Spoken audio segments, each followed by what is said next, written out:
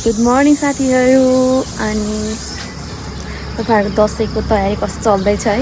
हुन त यो भिडियो मैले दसैँको भोलिपल्ट म चाहिँ दसैँको दिनमा हाल्न सक्छु है।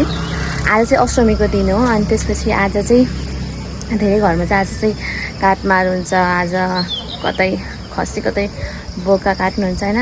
अनि त्यसपछि हाम्रो घरमा चाहिँ भोलि हुन्छ, भोलि चाहिँ हामीले चाहिँ मारको दिन भन्छौँ क्या होइन। अनि त्यसपछि आज चाहिँ अष्टमी हो, आज अष्टमीमा चाहिँ हाम्रो चाहिँ खेमा राख्ने दिन हो होइन। अनि यो खेमा भनेको के हो अनि कसले राख्छ अनि त्यसपछि किन राखिन्छ भनेर चाहिँ म अहिले बाबालाई सोध्छु होइन। बाबालाई पनि यो भिडियोमा इन्क्लुड गर्छु, तबसम्म यो भ्यूलाई इन्जोय गर्नुहोस्। कस्तो खतरा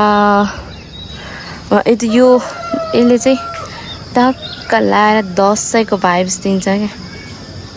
त्यहीहरू मैले चाहिँ यहाँ बाबा आमालाई राखेर आज खेमा के हो, अष्टमीको दिनमा नै किन राखिन्छ भनेर खेमाको बारेमा चाहिँ अब आमा र बाबाले भनिदिनुहुन्छ। ल पहिला खेमा भनेको चाहिँ के हो त?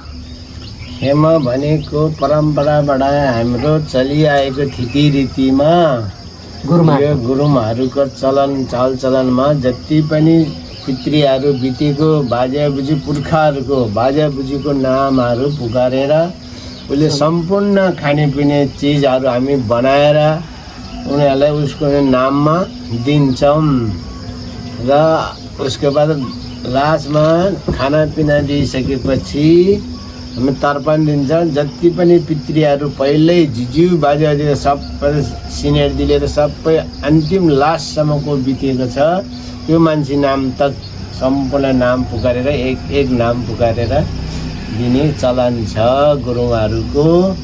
यसको बादमा राति दिने हो, राति तिनीहरूलाई चढाएर मात्रै बल्ल हामी खानापिना गरिन्छन्। त्यो भनेको खेमा, त्यसले भनिन्छ खेमा भनेको चाहिँ गुरुङ भाषा होइन।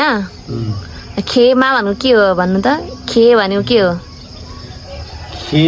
खे भनेको छोरा मान्छे, मा भनेको छोरी मान्छे, त्यस कारण खेमा भनेर दुईटै नाम दिएर खेमा नाम राखेको हो।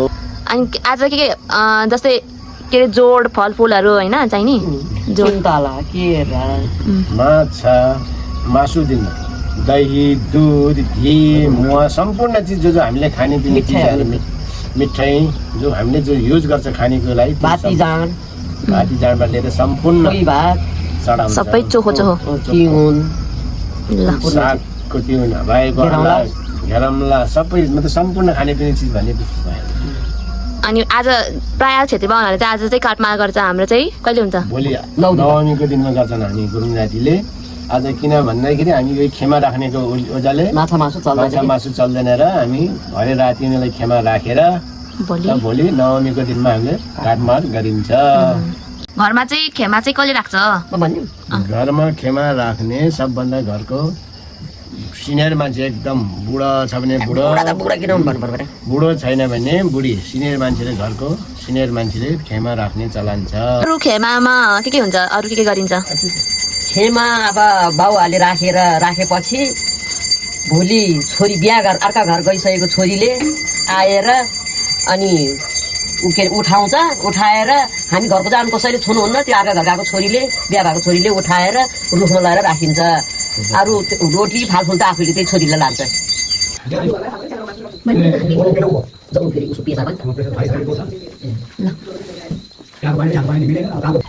सौदा खे कालु खे मानसिंह खे बाकसिंह खे माधो खे भुन्टी मा कालु खे कनराज खे गंगाराम खे धलबहादुर खे खड्का बहादुर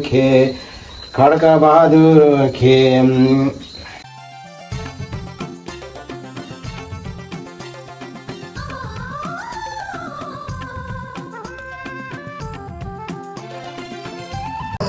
गुड मर्निङ साथीहरू। आज चाहिँ नवमीको दिन अनि आज चाहिँ माड हान्ने दिन हो हाम्रो चाहिँ।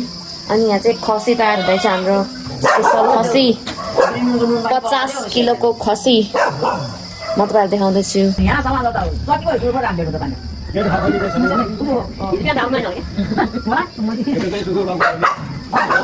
के भनेको गाउँको बाउले गोबर शिक्षाले दही खान्छ बल्लाउको बाबु भनेर कहिले भनेको।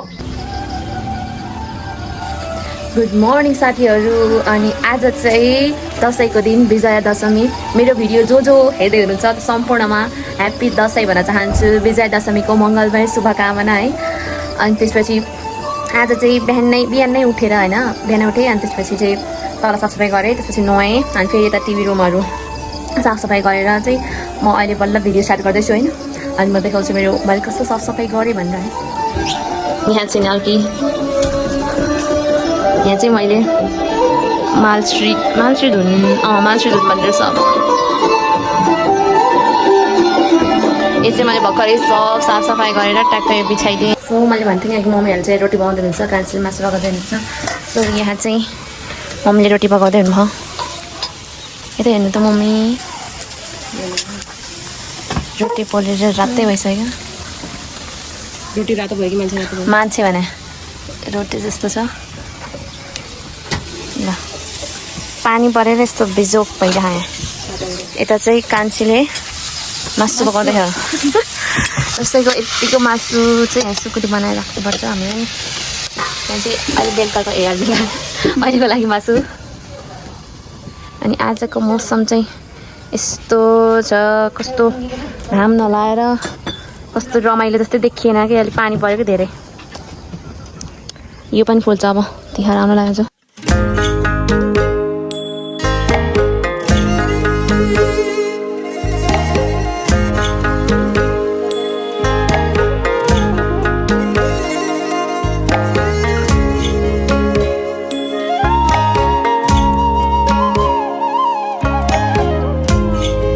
बाटो जमाना जस्तो यो चाहिँ हाम्रो हिजोको टाउको मासु, यो चाहिँ रक्तुवा, यो चाहिँ पनिर भेज मान्छेलाई, यो चाहिँ चना भेजलाई, यो चाहिँ अचार भट्टा चटनी, यो चाहिँ भुटन हो। यहाँ चाहिँ हाम्रो कुखुराको मासु, यो चाहिँ बासी भातको, यो चाहिँ बाख्राको मासु यो। अनि यहाँ चाहिँ हाम्रो रोटी सर। यति चाहिँ हाम्रो दसैँको खानेकुरा।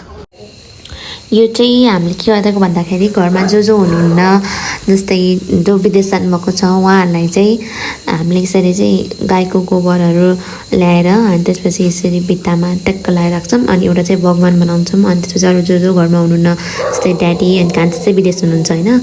त्यही भएर चाहिँ हामीलाई चाहिँ यसरी गोबरको धुप बनाएर अनि हामीले चाहिँ त्यहाँ चाहिँ हामी टिका लगाइदिन्छौँ। यो चाहिँ हामीले दसैँ तिहारमा लगाइदिन्छौँ। जस्तै दसैँमा बाबाले लगाइदिनुहुन्छ भने तिहारमा चाहिँ फुपूले लगाइदिनुहुन्छ।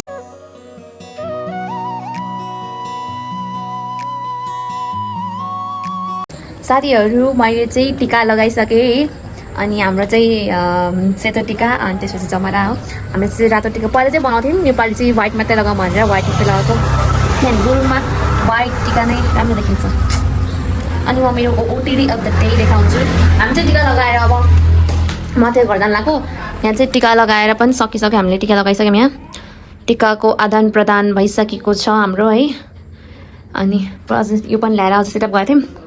अब चाहिँ हामी चाहिँ तल जाने हो। तल सुषमाको ड्याडीहरूकोमा पनि लगाउनु छ, पुसाइहरूकोमा। त्यसपछि मथेको जाने हो। So here is my OTD of the day. अब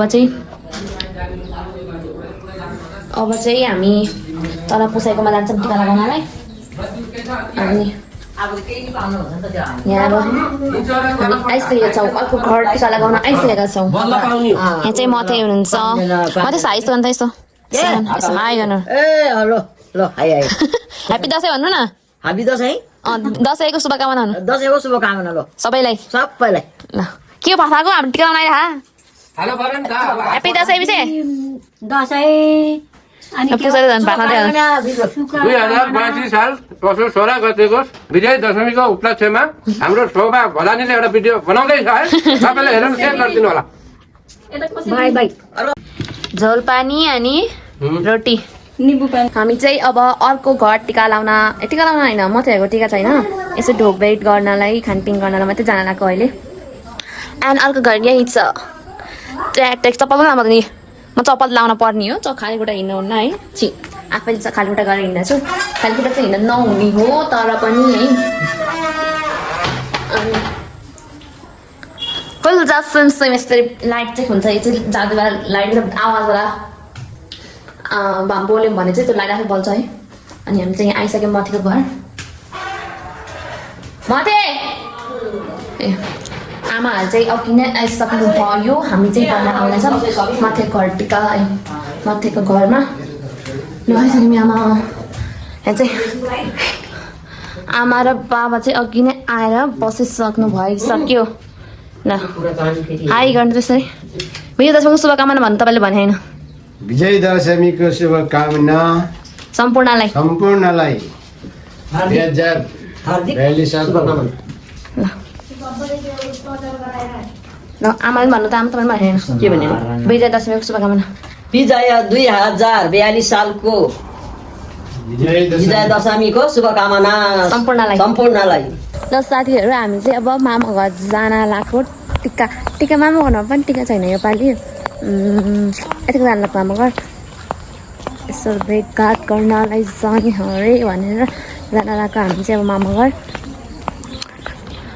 ल यता हेर्नु ल अघि ग्रुङ ड्रेसमा आएन भने होइन यता हेर्नु न आज चाहिँ सेट लुङ्गी लगाउनु मम्मीहरूले अनि शिरिषा र मैले चाहिँ कुर्ता लगाएको हो अनि अब मामा घर हामी यस्तो वकिङ डिस्टेन्समा मामा भएपछि हामीलाई गाडीको पनि चिन्ता छैन पानीको पनि चिन्ता छैन घाम स्यामको केहीको चिन्ता छैन वकिङ डिस्टेन्स जस्ट 10 मिनट 10 मिनटमा पुग्छ मलाई हामी मामा घर अब तपाईँले मामा घर गएर मैले आफ्नो भिडियोलाई कन्टिन्यू गर्नेछु तपाईँसम्मको लागि बाई बाई साथीहरू हामी चाहिँ अब घर जान लाग्छौँ अघि मैले मामा घर जानको भिडियो चाहिँ मैले बनाइ बिर्सेछु मामा घर पुग्यो भनेर हामी चाहिँ अहिले चाहिँ 4 नम्बर बजारमा आएको ड्याडीको मामा घर भनौँ आएको अनि त्यहाँ पनि टिका लगाएर हामी चाहिँ अब फर्किन लाग्छौँ अब 2082 को दसैँको टिका पनि सक्यो हो अब त यति नै होला नेपालीको टिका अब जो त लगाएर सक्यो अब अहिले चाहिँ 10 बज्न लाग्यो अब चाहिँ हामी घर फर्किन लाग्छौँ यस्तै दसैँको यस्तै रमाइलो चाहिँ रात 10 बजे होला सायद अनि यस्तै रमाइलो गर्दै हामी हिँड्छौँ यो चाहिँ हाम्रो दमौलीको भाइरल रोड कति दिन 4 लेनको रोड छ यो 4 लेन उतापट्टि पनि हो नि त एउटा खै के लाइन जे लाइन भए पनि अहिले बनेको नयाँ रोड सलला रोड यहाँ चाहिँ बाबा हुन्छ यता यस्तो हाई भनिदिनु हेलो हाई कहाँ गएर आउनुभएको तपाईँ म ससुराली गएर आएको उता एक ग्याङ पुगिसकेँ हामी चाहिँ यहाँ पछि छौँ अनि अब यो पालिको दसैँ सकियो अब टिका पनि लगाएर हामी टिका लाउने ठाउँ पनि सकिसक्यो अनि अब पूर्णिमा पछि दसैँ पनि सकिन्छ अनि त्यसपछि पछि यो वर्षको दसैँ पनि सकिन्छ बाई बाई आजको भ्लग यति नै हुन्छ होला मैले बिचमा भ्लग गर्नै बिर्सेको छु है अनि त्यसमा मामा घर गएर पनि मैले भ्लग गर्न बिर्सेँ त्यहाँ गएर खास के गरेनौँ कसै पनि खायौँ अनि त्यसपछि हामी फर्क्यौँ अनि यति नै हो so thank you for watching this video bye bye अनि मेरो च्यानललाई लाइक सेयर सब्सक्राइब गर्न नबिर्सनु होला बाई बाई